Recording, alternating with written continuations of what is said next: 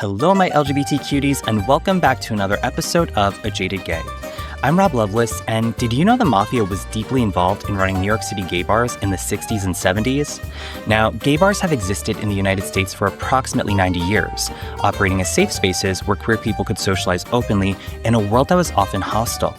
Some of the earliest examples include Café Lafite in Exile in New Orleans and the White Horse Inn in Oakland, both dating back to 1933. These bars provided community and refuge long before society fully accepted LGBTQ+ people. By the 1960s in New York, homosexuality was legal, but serving gay customers alcohol could get bars labeled as disorderly houses. So this meant frequent police raids, public shaming, job loss, and social shunning for patrons. Now, cue the Mafia. They saw a business opportunity to convert cheap properties into private bottle clubs, which allowed bars to serve alcohol to members without a license and avoid some police scrutiny. The Genovese crime family, one of New York's most powerful mafia families, eventually controlled most gay bars in Greenwich Village, including the famous Stonewall Inn. Now, don't go thinking that they were allies. Instead, their motives were purely profit-driven. They sold overpriced drinks, ran illegal activities, and even extorted gay patrons, exploiting their fear of being outed. Take the Stonewall Inn, for example. It was cramped, unsanitary, and operating with watered-down alcohol. However, Mafia members bribed police to look the other way, which created a pseudo-protected yet exploitive environment.